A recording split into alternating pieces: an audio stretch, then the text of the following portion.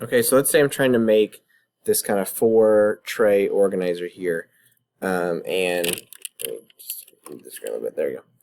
And you can see that I've gone ahead and I built all the walls and I've added the laser joints. And what you're going to find out is, while this looks really nice, it's not something that can actually be manufactured. So if I select this plane, you can see that the middle two parts here, this piece and this piece, they have laser joints in them, but they're completely enclosed inside of each other, and there's no way to assemble it.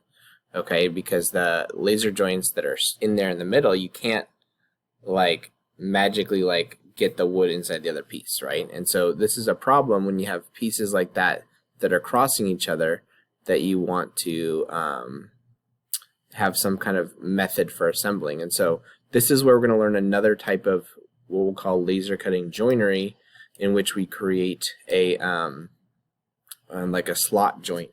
Okay. And so we have the laser joints we did before, technically called like finger joints. So we'll start here. We're going to start on the top plane, and we're going to use a center point rectangle, and we'll pull our rectangle in, let's say, and we'll make this side be maybe 200, and this side be 130 millimeters. Okay, and then we'll go ahead and make the walls. And so the tool, or I guess we need to make the our variable, right? So we'll add our thickness variable, 3.23. So we'll extrude this kind of our main surface, the bottom of our box, to the thickness. And then we'll go ahead and do all the walls that are parallel in one sketch. So we'll sketch on the bottom. And what we'll do is we'll do a corner rectangle. We're going to make 4 of them. So 1, 2, 3, and then 4 right here. Now you can see that this one I had some trouble with, so I'm going to drag this down to here. There we go. Okay, and then we're going to select all these top edges to make them be the same. We're going to set those to be equal, and then we'll set the dimension of these to be the the thickness, right? Okay, would be nice to have these evenly spaced as well. So we have a couple approaches we could do here. We could do some kind of like maybe symmetric constraint. Probably what we'll do is I'm going to make a construction line. And I'm going to line up with the middle of this one, like that. I'm going to line up with the middle of this one like that. And I'm going to do the same thing right here, line up with the middle of that one. And the same thing with this last one, like that. Okay, and so we have these 3 construction lines that are lined up with the middles of them, and we're just going to set them to be equal, and that will allow them to be equally spaced. Okay, and so from here, we'll go ahead and extrude those. Remember, we're going to extrude them through as new parts. Change that direction so they're going up. We'll give it a height, say 60 millimeters. Okay, and so we got all of our walls constructed, and now we'll make another sketch on the bottom for the walls going the opposite direction. And for this one, we will do 1, 2, and then we'll do 1 in the middle, we'll say. Okay, and so let's do a center point rectangle. We'll click right here. We'll bring it up to the top. We'll set these all to be equal. 1, 2. I should have selected them first, but oh well. And then we'll set the dimension. Okay, we got it. So now we're going to extrude that. Go the other way. Make sure it's selected as new. We'll go up to face, and we'll select the face of one of those edges. Okay, and now we've got our box. And so we've got 2 intersecting parts here that will make laser joints that we can't assemble, and so we need to add slots here. Now, let's say that we had a whole bunch of pieces going this way and that way. We would need to be a little bit strategic about which pieces are on the top and which are on the bottom. Generally, pieces going one direction, say that we'll call this the horizontal direction, should be the top piece maybe, and the vertical ones would be the bottom, or vice versa.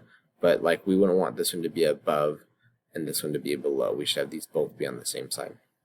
Okay, and so we're going to make those slots, and we can make all the slots in one piece at the same time. And so we'll use this piece right here. And you know what, let's actually go back and add a second one so we can show that. So let's take a break here, go add a second piece. Okay, so I've gone ahead and added an extra wall here so we can kind of see that example. And so we'll pick one of these. So we could pick this piece to start with first, or this piece, or we can have it be these pieces. So we'll do the longer pieces and have those be, we'll say, the bottom pieces. So I'm going to make a sketch on the top of this edge, and you're going to make the sketches on the bottom pieces. So this is our bottom piece. This pink one right here is the bottom piece, and we're making a sketch on the top edge of that pink one. And so I'm going to make a corner rectangle, and I'm going to snap it to this edge and that edge. I'm going to do the same thing right there. I'm going to come over here, do the same thing, click on that edge, snap it to that corner, and to that one. So it turns black automatically because it's fully constrained. And now, it might be nice to actually have a variable for the height of this box too. So let's take a break here. We're going to pull this guy up to the beginning. We'll add another variable that is the height. And we'll see why we want this in a minute. Let's set the height to be 60. And so we'll edit that first extrude.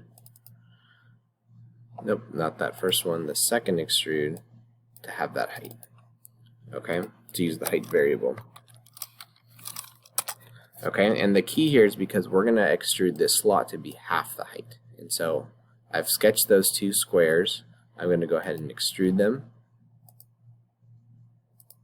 I'm going to select remove. I'm going to have this, or not that piece, sorry. This be the merge scope. And the depth is going to be the height variable divided by 2. So it's going to perform that math for us. Okay, and now if we turn our section view on, let's select that plane, you can see that there's a cutout there, but they're still overlapping down here. Okay, but this is good. And so now what we do is we can say, okay, I'm going to do, actually we'll wait and do the other one first. So we've done that. Actually no, we'll do this first. So we're going to say, okay, now that I've done that, I'm going to use the Boolean tool. I'm going to do a subtraction. And this is going to be my tool, so I'm going to do a cutout. I'm going to cut out the places where this tool overlaps those two parts. So I'm going to select this to be the tool.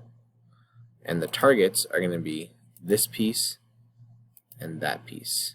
Okay? I'm going to hide the keep tools here. And so now you can see it cut a hole in the bottom of those objects, right?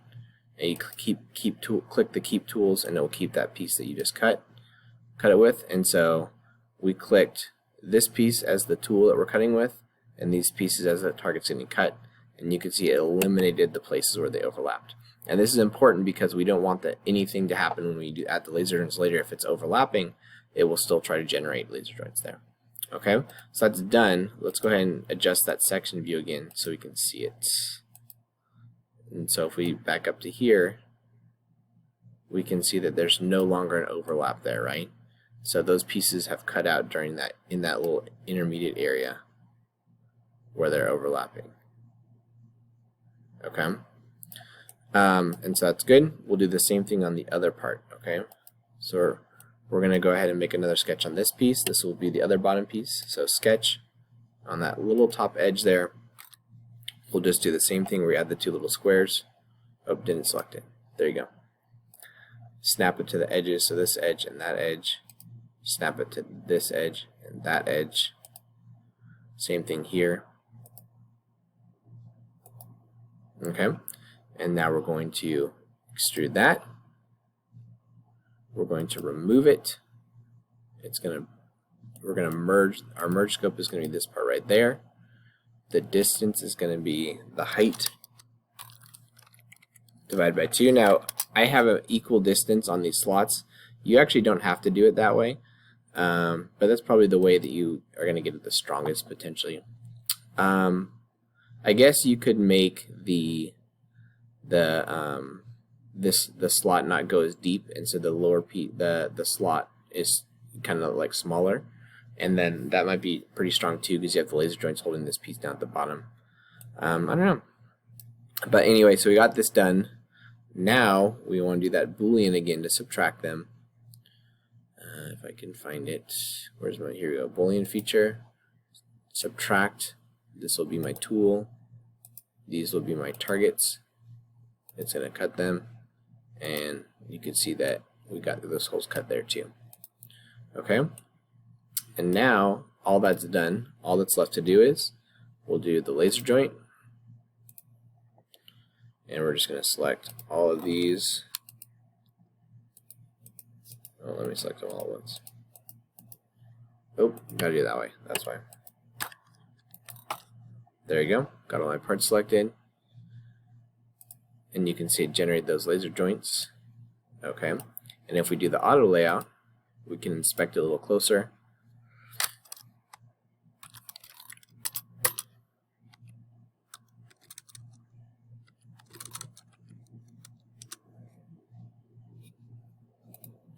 And you can see, okay, so we've got some really tiny laser joints there, and so it might be worthwhile doing a laser joint first on those lower parts.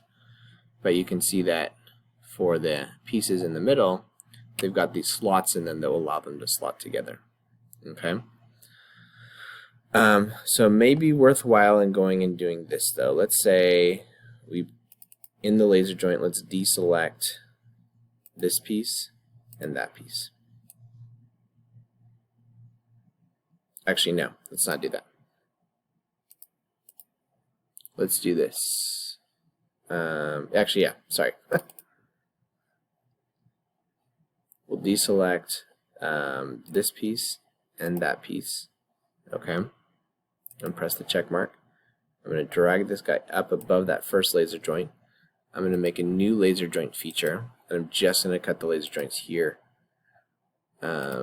between these two pieces and this bottom piece. Now you don't have to do this. I'm just trying to do this to make it look a little bit better, because I'm going to reduce the number of pins here to maybe 2, and then we'll flip the that might look a little bit better. I'm going to try 1. Yeah, 1 could work there. Okay, and then it will go ahead and perform the other laser joint still after that. I actually need to add this back in though, now that I think about it.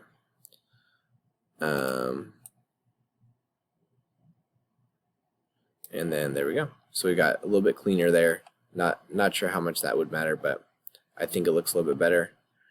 And we got all of our pieces here, and we can go ahead and bring it into Kirimoto. We can go ahead and import, choose our Part Studio, this piece that we just made.